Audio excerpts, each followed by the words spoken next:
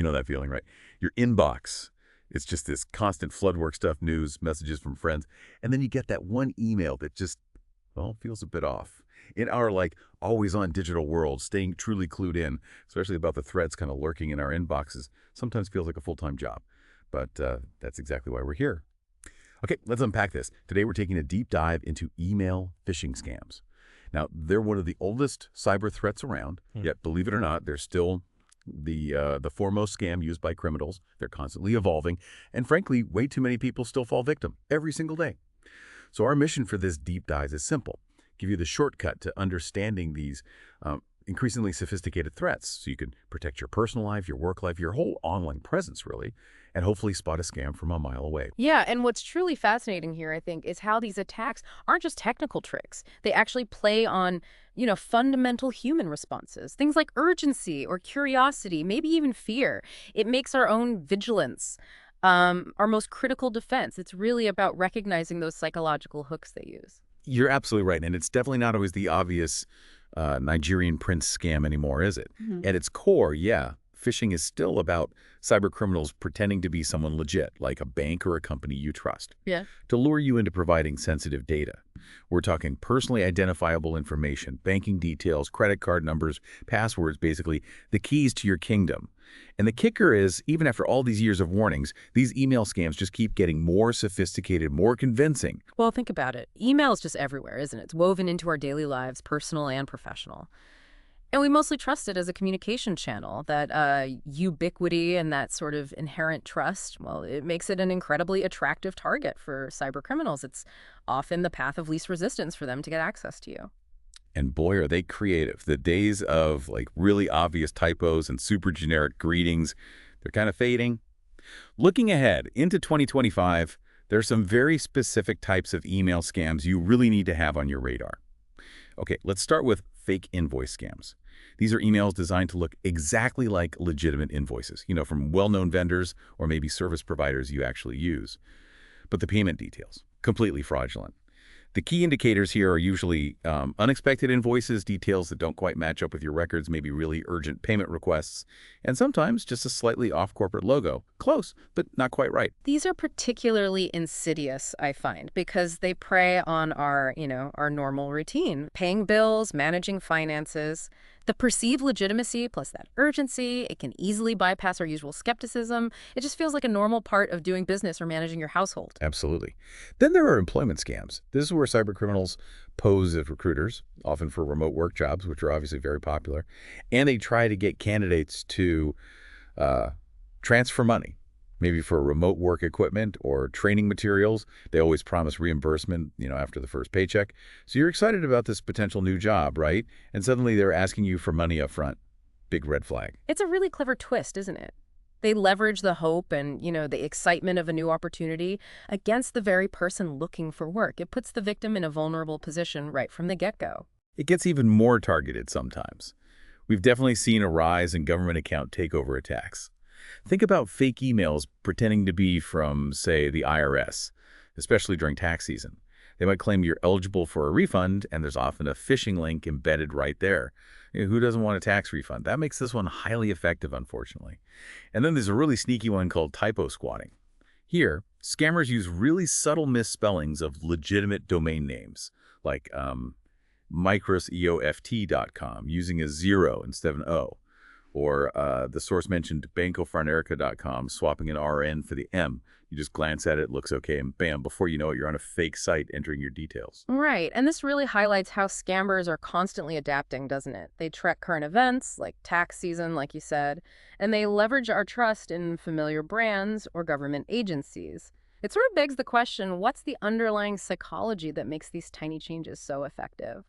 It's often our brain's tendency to just autocorrect what we see or to skim, especially when we're busy or distracted. And speaking of adapting to tech, a relatively newer player in this game is QR code scams, or quishing as some call it. These use deceitful QR code images. They trick victims into scanning them, which might lead to revealing sensitive info or even downloading malware. The sources warn that these can sometimes be less obvious, maybe harder to detect than a dodgy link. You might scan a code you see on a flyer or maybe one sent in an email, and you might not even realize you're being set to a malicious site until it's too late. Yeah, the visual nature of QR codes adds a layer of difficulty, actually, because you can't easily hover over them with your mouse to check the underlying link like you can with text. It really requires an extra step of caution. Maybe using a dedicated QR code scanner app that actually previews the URL before it opens the page. That's a good tip. Okay, this brings us to the really crucial part. This is where it gets really interesting. So, how can you, listening right now, become a cyber sleuth and spot these fakes? Think of yourself as a detective. Yeah. Always looking for clues. Let's break down the key indicators you need to look out for. Your first and often, honestly, the most telling clue is the sender details. Scammers are masters of deception here, that from field. It will usually not truly match the origin of the email. Check it carefully. They often use those tricky character substitutions we mentioned, like a 1 for an L or that R for an M. They're hoping you'll just skim past it. So always, always scrutinize that sender field. Also, glance at the to or BCC field. If it just says undisclosed recipients or it lists like dozens of other email addresses you don't know, that's a massive red flag. It's clearly a bulk send. And what about the unusual sender? Even if the name looks like someone you know, maybe a colleague or a friend. If anything about the email seems out of the ordinary, maybe unexpected or just out of character, or frankly, just suspicious, trust your gut, don't click anything. Exactly. These seemingly small details are often the biggest giveaways because scammers really rely on our tendency to skim and our tendency to trust. So training your eye to spot those little anomalies, just pause for a second and really examine the sender info. That's a powerful defense mechanism right there. Okay, next up, let's talk about content red flags. These are often the easiest to spot once you actually know what you're looking for.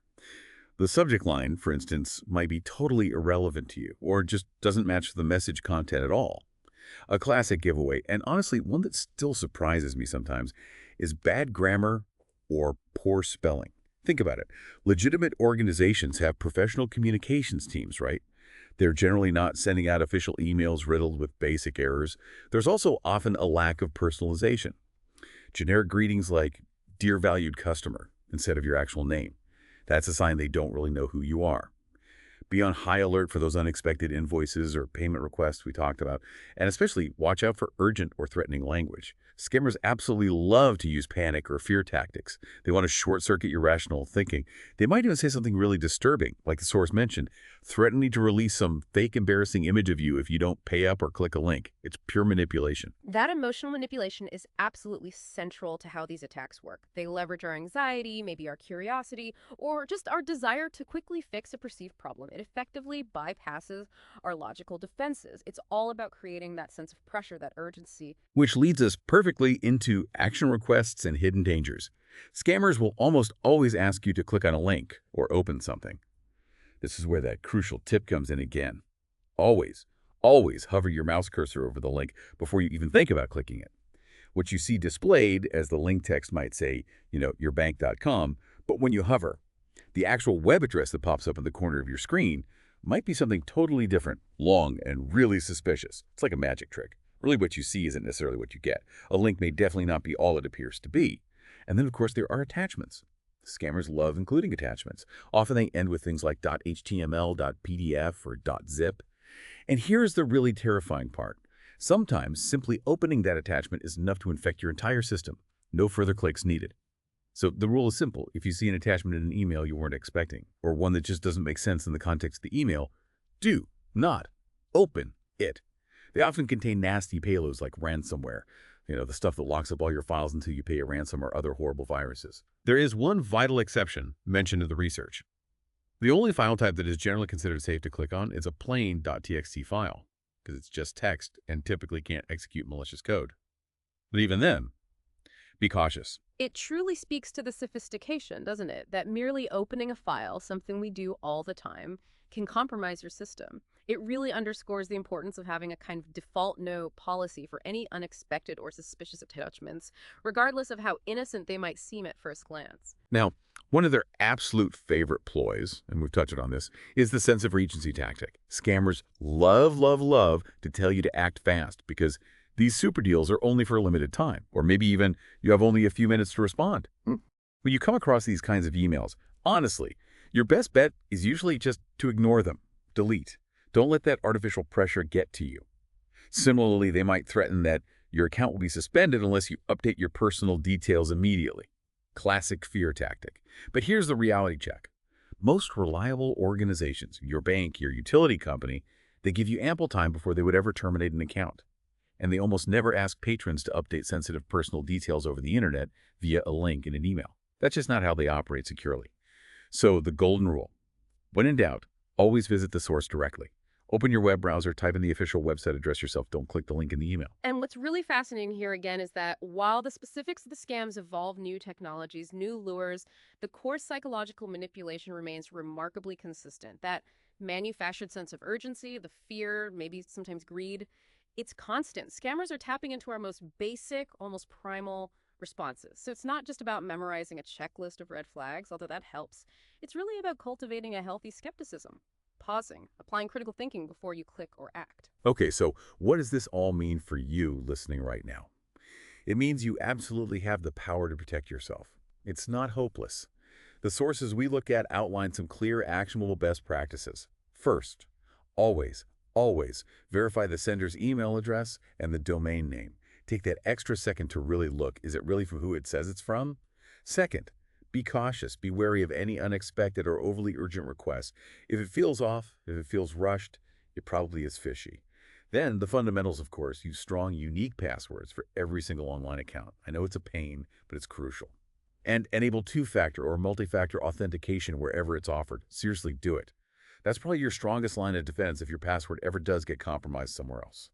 Also, make sure you keep all your software, your operating system, your browser, your apps, and especially your antivirus programs up to date. Outdated software has no security holes that scammers just love to exploit.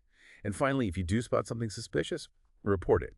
Report those emails to your institution, maybe your company's IT department, or even your email provider. Reporting helps them block future attacks. And perhaps the most important practice of all, continuously educate yourself on common phishing tactics and scams, which, hey, is exactly what we're doing right now. Yes, absolutely. And, to connect this to the bigger picture, it really isn't a one-time fix. It's got to be an ongoing process. Cyber threats are incredibly dynamic. They change constantly. So our defense needs to be dynamic, too. We really must actively monitor reputable sources for updates on the latest scams. We need to implement robust verification processes into our own daily routines, like checking sender details, hovering over links. And we need to continuously educate ourselves and maybe even share what we learn with others, friends, family, colleagues about email scam prevention. This isn't just about protecting yourself. Collective vigilance, everyone being more aware, truly strengthens everyone's security. It makes the whole digital environment much less hospitable for these criminals. So hopefully, you just gained a serious edge in navigating the digital world. You're now equipped with the knowledge to spot the subtle and sometimes the not-so-subtle signs of a phishing attempt. By just being aware of these common email scams we discussed and consistently following these best practices, you really can significantly reduce your risk of falling victim to these attacks. You can protect your personal info, your financial info, your whole online presence. And this maybe raises one final important question for everyone listening to think about. If these really old scams, these phishing attacks, are still among the most effective, precisely because they exploit fundamental human nature, then what responsibility do we each have, not just to protect ourselves, but to maybe actively share this knowledge, to help create a more aware, a more resilient digital community for absolutely everyone? Something to consider.